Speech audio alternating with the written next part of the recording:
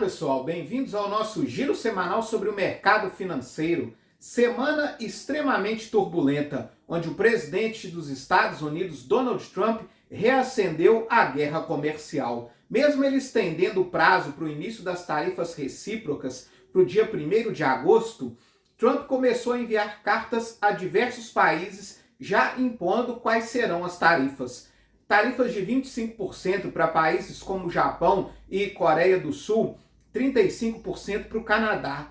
Mas o que de fato assustou o mercado foi a tarifa imposta ao Brasil, 50%.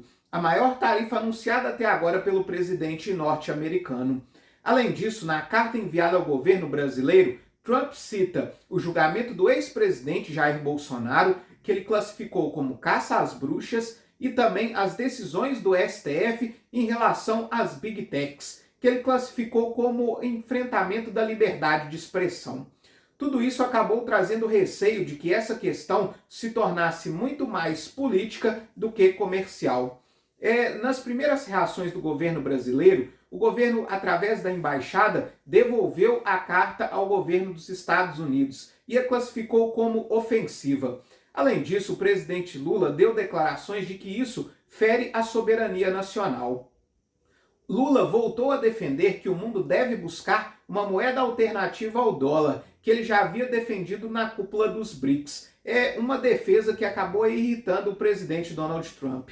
Mas Lula disse que não vai tomar nenhuma decisão com 39 graus de febre. Pelo contrário, que o Brasil vai buscar diversos mecanismos, inclusive recorrendo à Organização Mundial do Comércio, o que acabou acalmando um pouco os mercados. O fato de o Brasil não tomar nenhuma decisão agora e que qualquer decisão deve vir só próximo de quando essas tarifas entrarem em vigor, para acalmar um pouco o ânimo dos mercados. Mesmo assim, não impediu que o nosso Ibovespa encerrasse essa semana em queda de 3,59%. Enquanto isso, o dólar subiu 2,52%, cotado a R$ 5,56. Nem mesmo a alta das commodities serviu para segurar no nosso Ibovespa. O petróleo encerra essa semana em alta de 3,52%, com barril Brent, referência para Petrobras, cotado aos $70,69. Enquanto isso, o minério de ferro subiu 1,56% e encerra cotado aos $96,71.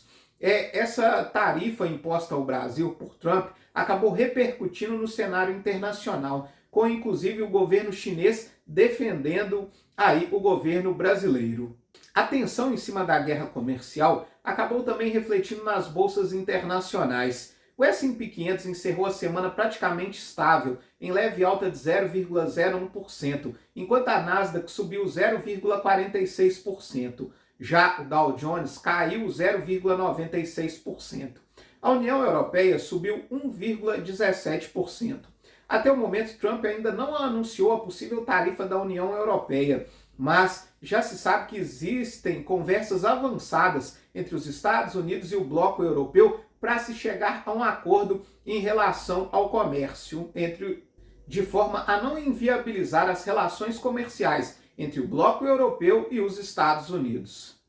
Na China, nós tivemos a divulgação do CPI, que registrou alta de 0,1%, que é a inflação ao consumidor, que vinha registrando aí meses seguidos de deflação, mostrando que a China tinha aí uma dificuldade de crescimento e principalmente em estimular o seu consumo interno.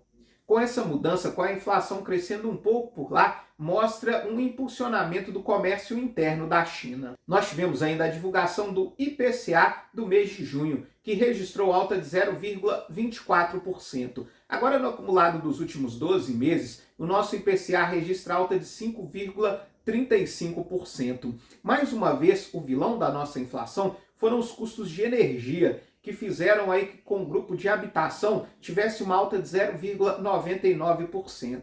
Enquanto a boa notícia foi por conta do grupo de alimentos e bebidas, que registrou queda de 0,18%.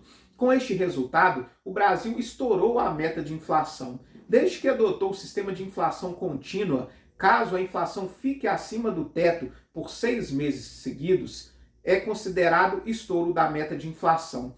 considerando que o teto da nossa inflação é de 4,5% e a inflação está rodando acima de 5% desde o início do ano, o presidente do Banco Central, Gabriel Galípolo, precisou divulgar uma carta aberta ao ministro da Fazenda, Fernando Haddad, explicando o estouro da meta de inflação. Na carta, Galípolo diz que o crescimento acelerado do PIB e um emprego forte têm contribuído para que a inflação rodasse aí acima do teto da meta. Além disso, a demora do efeito da política monetária faz com que os juros altos ainda não tenham surtido o efeito para poder trazer a inflação para dentro do intervalo tolerável da meta de inflação. Galípolo acredita que dentro de 12 meses a inflação vai estar aí abaixo dos 4,5%. Mas reforçou na carta que o Brasil deve ter juros altos por um bom período para conseguir controlar a inflação. A expectativa em torno das tarifas impostas pelos Estados Unidos acabaram afetando também a nossa renda fixa. O DI para janeiro de 2026 encerrou praticamente estável, cotada a 14,96%. Já o IMA geral acumula alta de 0,1% no mês de julho. Enquanto isso, os pré-fixados, medido pelo IRFM, acumulam uma queda de 0,2% no mês de julho. Para a semana que vem, nós temos a divulgação do PIB da China e também da inflação dos Estados Unidos. Aqui no Brasil, sai o IBC-BR, considerada uma prévia do nosso PIB. Mas o mercado vai continuar de olho na guerra comercial entre Brasil e Estados Unidos e principalmente quais vão ser as reações do governo brasileiro de agora em diante. Apesar de o fato estar sendo aí muito explorado politicamente, ainda não se tem uma definição clara de qual vai ser a posição do governo brasileiro. Enquanto isso, as entidades mais afetadas, ligadas aos setores da indústria, do agronegócio e do comércio, têm aí conclamado para que essa questão seja resolvida de forma diplomática e que o governo brasileiro tente negociar com o governo dos Estados Unidos, já que uma tarifa de 50% pode afetar diretamente alguns setores da economia brasileira. Na semana que vem também está marcado para o dia 15 a audiência de conciliação entre o governo federal e o Congresso Nacional para decidir sobre a questão do IOF. Essa audiência aí que foi marcada pelo ministro do STF, Alexandre de Moraes, e que reflete diretamente nas nossas contas públicas. Muito obrigado e até a próxima semana.